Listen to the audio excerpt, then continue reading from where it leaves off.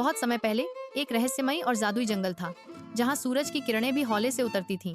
इसी जंगल में एक सुंदर परी रहती थी, लिरिया।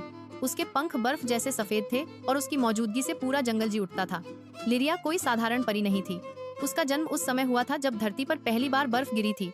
वह शुद्धता के क्रिस्टल की रक्षक थी, एक ऐसा रत्न जो पूरे जंगल को अंधकार से बचाता था। लिरिया की सुंदरता और शक्ति पूरे जंगल में प्रसिद्ध थी, मगर जहाँ प्रकाश होता है वहाँ अंधकार भी होता है। पश्चिम की एक बुरी जादूगरनी मॉर्विना, जो अंधकार की ताकतों से जुड़ी थी, लिरिया से जलती थी। वह चाहती थी कि लिरिया की शक्ति को छीनकर जंगल पर राज करे। एक दिन जब आसमान में बादल घिरे हुए थे और ठंडी हवा चल रही थी, मॉर्विना ने हमला किया। वह एक जादुई आईना लाई, मौन का आईना, जो किसी को भी उसमें कैद कर उसकी आवाज और शक्ति छीन सकता था। उसने चालाकी से लिरिया को उस आईने में बंद कर दिया। जैसे ही लिरिया कैद हुई, जंगल की चमक बुझ गई, पेड़ मुरझा गए और नदियां सूखने लगीं।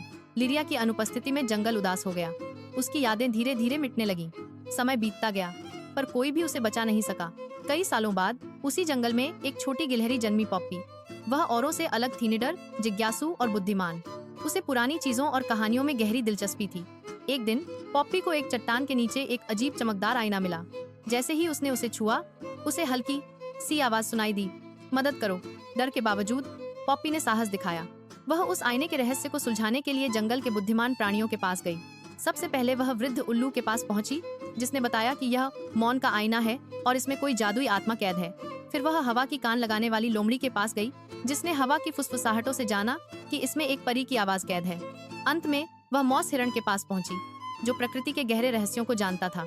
मौस हिरण ने कहा, उसे तभी मुक्त किया जा सकता है जब उसका सच्चा नाम उस समय पुकारा जाए जब आकाश रो रहा हो। इसका अर्थ निकाला गया, जब बर्फबारी हो रही हो तब दिल से उसका नाम पुकारना होगा। मगर समस्या ये थी कि पिछले 50 सालों से जंगल में बर्फ नहीं गिरी थी, लेकिन उसी साल मौसम ने करवट ली और हवा ने पहली बर्फ की सूचना दी। पॉप्पी ने तय कर लिया कि वह यह कार्य करेगी। जैसे ही पहली बर्फ गिरनी शुरू हुई, वह मून पीक की चोटी पर पहुंची और पूरी ताकत से चिल्लाई, लिरिया। आईना कांपने लगा, फिर अचानक फूट गया और उसमें से एक चमकदार रोशनी निकली। वह लिरिया थी, अब और भी सुंदर और शक्तिशाली। उसके निकलते ही जंगल फिर से हरा भरा हो गया। नदियां बहने लगी और जानवर खुशी से झूम उठे। मॉर्विना की शक्ति उसी क्षण समाप्त हो गई और वह एक काली धुंध बनकर गायब हो गई। लिरिया ने पॉप्पी को गले लगाया और कहा, तुम्हारे जैसे छोटे मगर सच्चे दिलों में जो जादू है, वो किसी भी बुराई से बड़ा होता है।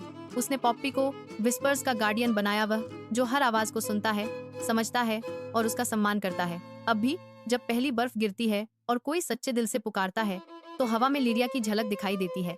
यह कहानी हमें सिखाती है कि साहस, करुणा और विश्वास ही सबसे बड़ा जादू है।